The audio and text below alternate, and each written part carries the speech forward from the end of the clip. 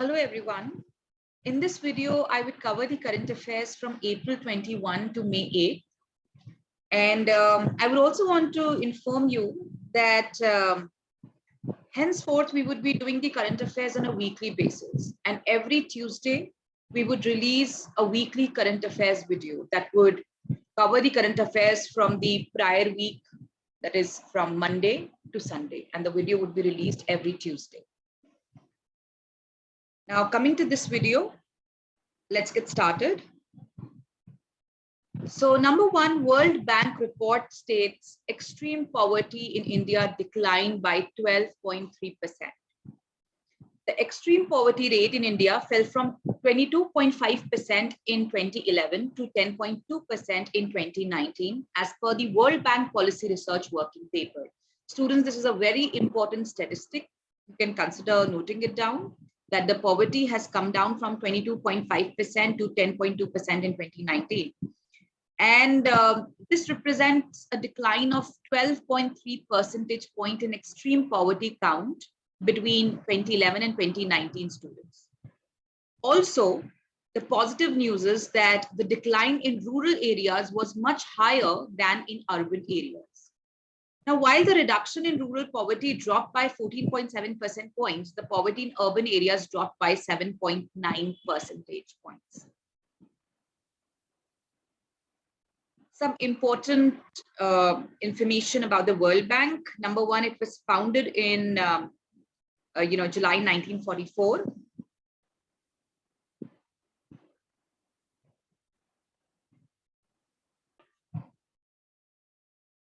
It is headquartered in Washington, D.C., USA. World Bank President David Robert Malpass. Students, you all should know the heads of the most important global institutions like the UN and the World Bank and the World Trade Organization and the IMF. So you should have this on your fingertips. So who's the president of the World Bank? David Robert Malpass, and the number of member countries, 189, including India.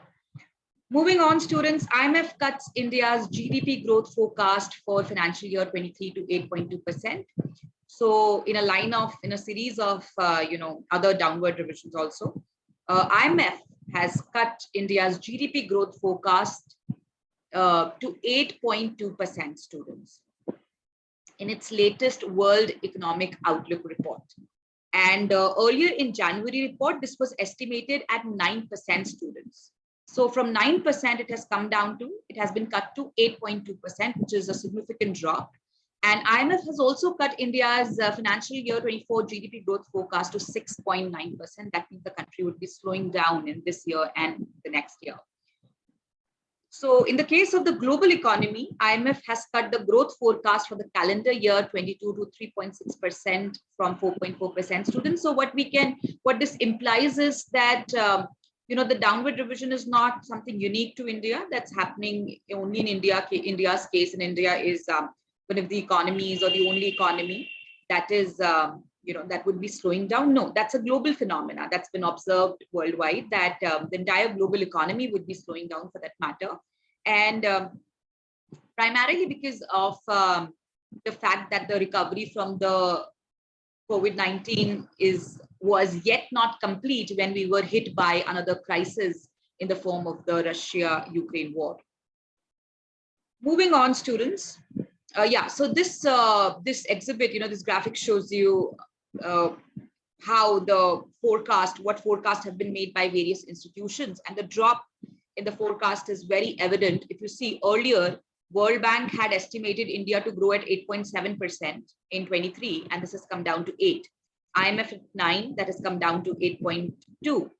Then if you look at maybe Morgan & Stanley, from an 8.4% to a 7.9%. If you look at RBI itself, from a 7.8% to a 7.2%, that means this is the forecast made by IMF about India's growth is in line with the forecast made by most other agencies. Students. Next, students, Babita Singh has been selected as the new Global Peace Ambassador 2022. So Babita Singh, a serial entrepreneur, was named as a Global Peace Ambassador for her work in promoting peace through education, sports, art, culture, and diplomacy at the India International Conclave 2022. Now, who is Babita Singh, students? She's a global business professional who has worked in the hospitality, sports management, cybersecurity industries for the past 20 years. And she's an Indian who was born and raised in Nigeria and went on to become Asia and Africa's most sought after digital strategist and reputation expert. So she has been she's been announced as the new Global Peace Ambassador. Next, students, Russia test fired the RS-28 Sarmat, world's most powerful nuclear capable intercontinental ballistic missile. So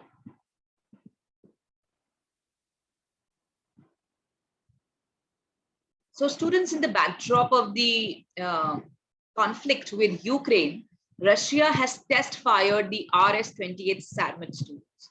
And this is supposed to be the most powerful nuclear capable intercontinental ballistic missile.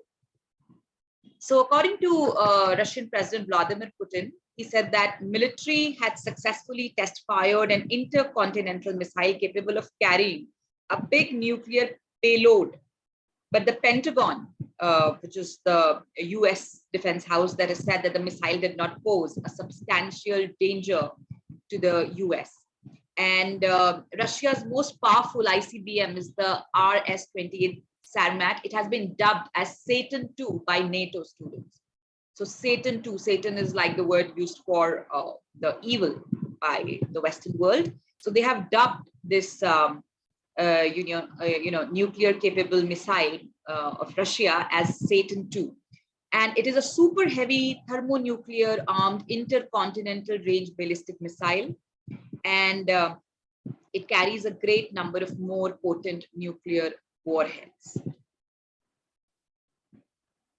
Next, students, PM inaugurated Global Ayush Investment and Innovation Summit 2022.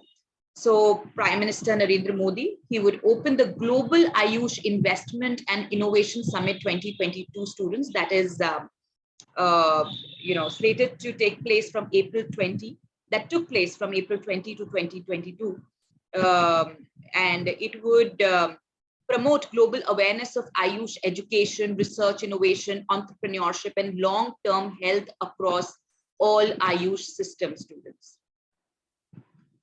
Now, the 3-day conference will bring together key policymakers, entrepreneurs, investors, startups, and other national and international players to discuss innovation, how India can become a global Ayush destination for entrepreneurship, students. So in line with various other initiatives of the government to promote this startup innovation, culture in the country, to promote the startup ecosystem in the country, this entrepreneurship summit is another step in that direction.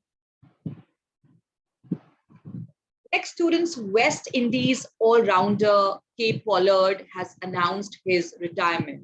So West Indies all-rounder Pollard has announced his retirement from international cricket.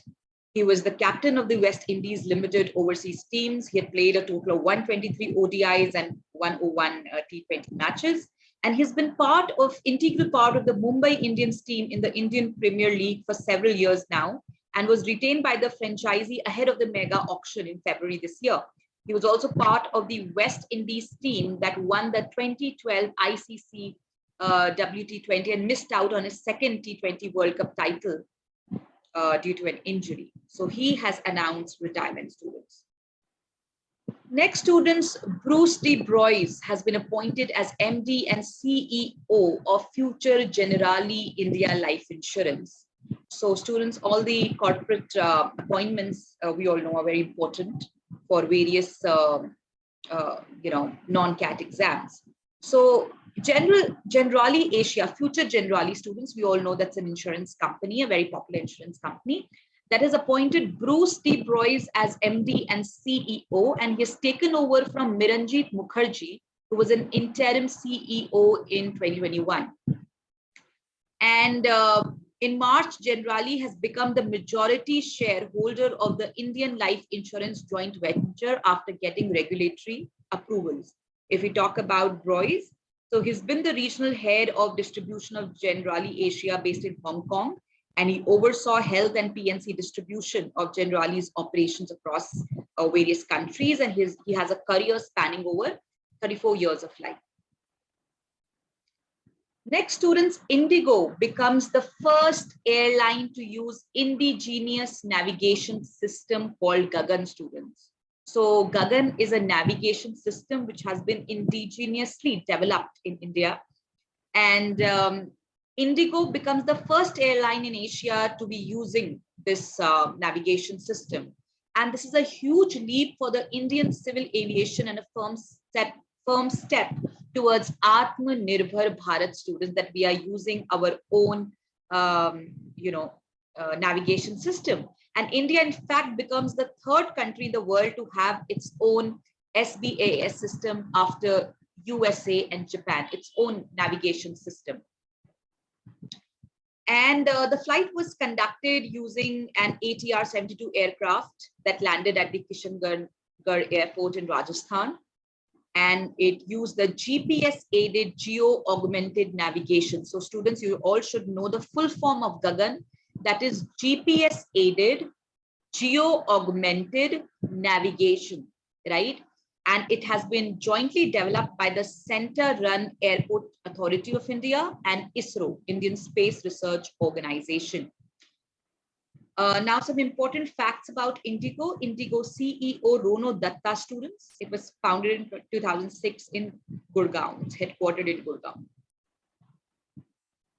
Next, students, the World Bank has approved $47 million program for India's Mission Karma Yogi program. So the World Bank has approved a USD 47 million projects to support the government of India's Mission Karma Yogi, which is a national program to build civil service capacity. So students, basically, in the country, we have about 18 million civil servants which are employed across the country, and approximately 2/3 at the state government and local authority levels. And the World Bank's financing aims to support the government's objective of enhancing the functional and behavioral competencies of approximately 4 million civil servants. So basically, students, this entire program is aimed at, enhancing the competencies, functional and behavioral both, of the 4 million civil servants within the country. So we all know, students, India depends on its brigade of civil servants for the execution and implementation of its various policies and programs. So their, competency upgradation enhancement is very crucial for the success of various governmental policies.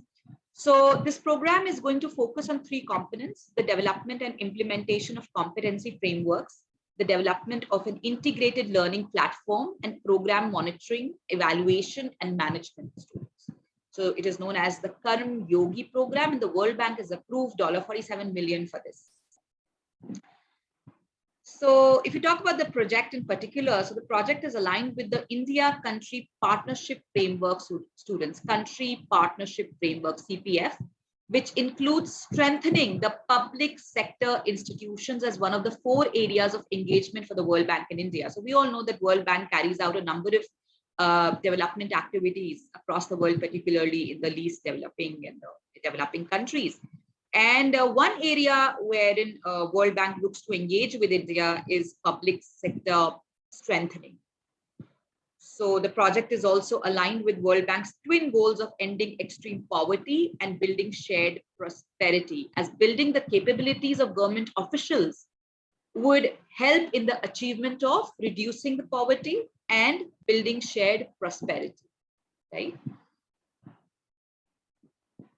Next, students, Air Asia to merge by Tata Group with Air India 2022. So the Tata Group has been attempting to improve Air India's performance since its takeover in January 2022, and that includes its on-time performance. So one of the steps in that direction, one of the steps that Tata took for this is to consolidate their aviation operations, students.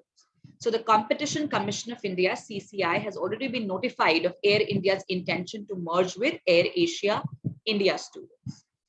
So we all know, students, that in December 2020, Tata increased its stake in Air Asia India to 67%, right?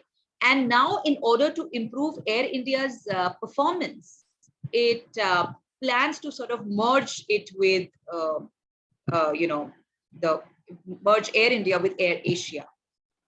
So Air Asia India, which began operating in June 2014, provides scheduled passenger, cargo, and charter flight services throughout the country. It does not operate on a global scale, though. And we all know that in January this year, Tata acquired Air India and the Air India Express, and it emerged as the winning bidder and made a bid of rupees 18,000 crores, which included a cash payment of rupees 2,700 crore. And its assumption, it took over the carrier's debt of rupees 15,300 crores. Students, some more information on this. So Vistara Airlines is also owned by Tata Group, right? And Singapore Airlines, a Vistara joint venture partner, is rumored to be interested. And Vistara Airlines is also owned by the Tata Group, although it has opted of the merger plan so far, students. Now we would have this combined Air India, right? But Singapore Airlines, which is a joint venture, which is a partner of Tata's in the joint venture called Vistara, it might not be interested in taking stake in the combined Air India, right? And Tata Group, which includes Air India, Vistara, and Air Asia, has a combined market share of 9%, making it the second largest domestic airline business behind Indigo. Next, students, a new book titled Not Just a Night Watchman, My Innings in the BCCI by Vinod Rai. So students, Vinod Rai, he's the Comptroller and Auditor General of India, CAG students, CAG. And he's also he's the former CAG of India, Comptroller and Auditor General of India. And he's also Padma Bhushan students, and he has authored a new book titled Not Just a Night Watchman, My Innings in the BCCI. And the book features his 33-month stint as the chairman of the Supreme Court appointed committee of the BCCI students. So basically, this book is based on his stint at BCCI students. It is published by Rupa Publications, and he's been a civil servant, and he was appointed as the first chairman of the bank's board bureau in 2016. Next, students, Andy Jassy will become Amazon's CEO on July 5th. So this announcement was made long back that Andy Jassy would be taking over Amazon after Jeff Bezos stepped down as the CEO. But now he would officially become the CEO of Amazon on July 5th. And this was announced in the shareholder meeting. And Amazon announced that Jassy, who's the current CEO of the Amazon Web Services, would replace Jeff Bezos as the CEO of the entire company, students. And Bezos will become executive chair of Amazon's board. And Jassy joined the company in late 90s. So since late 90s, he's been working with Amazon, and he's been particularly taking care of the Amazon Web Services. Next, students, according to RBI, India is among the worst hit in pandemic, and the economy would recover in 13 years. So Reserve Bank of India has said in its latest report that India was one of the worst hit nations during the COVID-19 pandemic, and that it will take up to 13 years for India to fully recover from the losses. And the losses suffered were primarily in terms of the output, lives, and livelihood. And economic activity has barely recovered to pre-COVID levels even after 2 years. The pre-COVID trend growth rate works out to 6.6%, students, and excluding the slowdown years, it works out to 7.1%. And if we take the actual growth rate of 6.6% of 2021-21, 8.9% of 21-22, and assuming a growth rate of 7.2% for 22-23. So India is expected to overcome the losses by 2034-35. So basically, if we were to take these growth rates, students, the various growth rates that are mentioned here for 2021, 22, 23, if we were to take these growth rates into consideration, India would recover from the COVID-19 losses by 2034-35. That means it would take us 13 years, 1-3.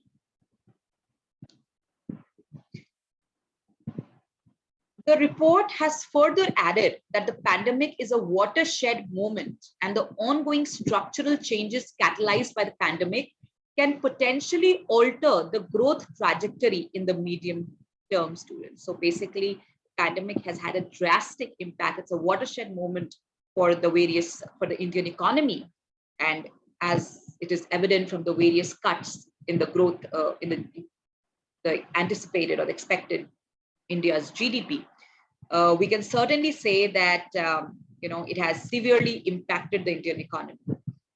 However, sustained thrust on capital expenditure by the government, push to digitalization, growing opportunities for new investment in areas like e-commerce, startup, renewables, supply chain logistics could in turn contribute to step up the trend growth while closing the formal-informal gap in the economy. So these are the various steps that have been taken by the Indian government to reverse the impact of the COVID-19 pandemic. And we all know the thrust has been on capital expenditure, which was also in fact announced in the budget this year.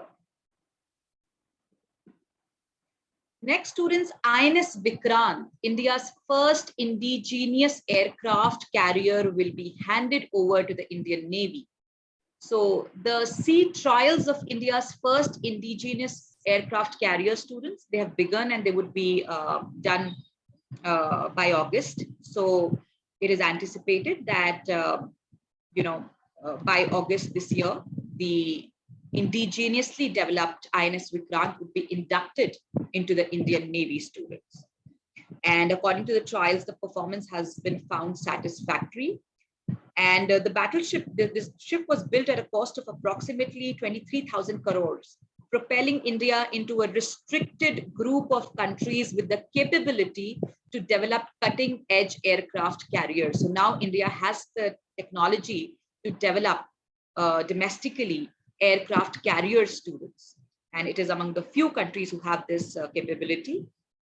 And the warship would be using various aircrafts like MiG-29K fighter jets and Chemo-31 helicopters and MH-60R multi-role helicopters, students.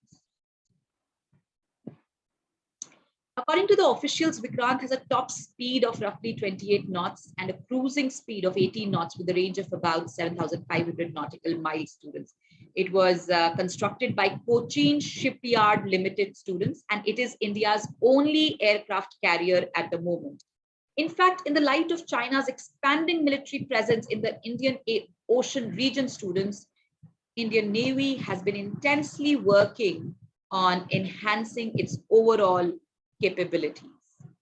So basically, students, it's in the larger strategic interest of India to develop its military capabilities. Next, students, PV Sindhu won bronze at the Asian Badminton Championships. So India's PV Sindhu has won her second Asian bronze medal after a heartbreaking 3-game loss to top seed and defending champion Akane Yamaguchi of Japan in the semi-final in Manila, students. And she has won her first bronze in the Asia Badminton Championship 2014 Gimcheo edition. So she won her first bronze in 2014 and now the second at the Asian Badminton Championship. Next, students, India gets its 100th unicorn startup as new bank open, students. So we know that India last year turned out to be, among the top countries in terms of the new unicorns coming up. And India got its 100th unicorn when a new banking fintech portal opened. So this portal called Open, students, it raised fresh capital to push up its value to over $1 billion, students. It is this is a 5-year-old Bengaluru-based neobank raised $50 million in a Series D funding round from IIFL Singaporean state holding company Temasek, American investment firm Tiger Global, and another Indian firm. And its valuation crossed $1 billion mark, students. So basically, Open has become the latest unicorn from India. And this funding signifies students the enthusiasm in the Indian startup ecosystem, which is the world's third largest according to the economic survey 2021-22. So according to our economic survey, India has the third highest number of unicorns, that is company startups that reach $1 billion valuation. So we are the third largest in the world, students. And India overtook UK to reach the spot after US and China, which added 487 and 301 unicorns respectively, according to the survey. Next, students, Asian Games 2022 in China postponed to 2023. So the Asian Games 2022, which were due to be held in Hangzhou in China in September, they have been postponed to 2023 due to rising COVID-19 cases in the country, students. And this was announced by the Olympic Council of Asia. So, students, now the reason for this is that the host city of Hangzhou is less than 200 kilometers away from Shanghai, which is currently fighting another major COVID-19 outbreak, students, and has extremely strict restrictions in place, including weeks-long lockdown. So the Olympic Council of Asia, the governing body for the Asian Games, it said that it will announce the new dates for the 19th edition of the Games. And this was originally scheduled from September 10 to 25, but now they have been postponed to 2023, although the precise dates have not been announced yet. Next, students, ISRO plans mission to Venus by December 2024. So the Indian Space Research Organization will send a spacecraft to orbit Venus to study what lies below its surface. The space body's chairperson, S. Somnath, announced to it. So number one, you all should know the name of ISRO's chairman, S. Somnath. And this is yet another interplanetary mission, students. We've been able to, enter the orbit of Mars already. And now there's another interplanetary mission announced by ISRO, students, and this time it is to Venus. And ISRO is expecting to launch the mission by December 2024 with an orbital maneuver planned for a year after that. And the orbital maneuver is the use of propulsion systems to change the orbit of the spacecraft. So basically, the spacecraft would move from Earth's orbit to the Venus orbit, students. And this basically enables a spacecraft to enter the planet's orbit. So ISRO would launch this mission by December 2024. And in 2025, the Earth and the Venus would be aligned in a manner that it would require a minimum amount of propellant for the spacecraft to enter the orbit of the hottest planet in the solar system. So we all know, students, that Venus, because of its proximity, its closeness to Sun, it is one of the hottest. It is the hottest planet in the solar system. But India looks to enter its orbit. And why it chooses to do that in 2025? Because Earth and the Venus would be aligned in a manner, they would come very close to each other in 2025. That minimum amount of propellant or fuel would be required to enter the orbit of Venus, students. And a similar window to conduct the mission would be next available in 2031. So basically, countries make use of these opportunities. Alignment opportunities between various celestial bodies to launch the missions. What is the aim of the mission, students? The aim of the mission is to study Venus' atmosphere, which is toxic and corrosive in nature, as clouds of sulfuric acid cover the planet. Obviously, because it is very close to the sun, extremely hot, students. So that leads to such a toxic atmosphere. So it has got clouds of sulfuric acid. And several countries, including the United States, are also planning to send missions to Venus to try and understand how it became an inferno. And experts have suggested that Venus was once like Earth. So basically, they want to find out that as to, what changes must have happened in the Venus atmosphere that it turned into an inferno when previously it was like Earth. So various other countries are also trying to conduct similar studies. So that's all for this video, students. I would see you very soon with yet another video. And now, like I announced at the start of the video, that we'll be doing current affairs on a weekly basis, and every Tuesday you can expect a current affairs video. Thank you so much.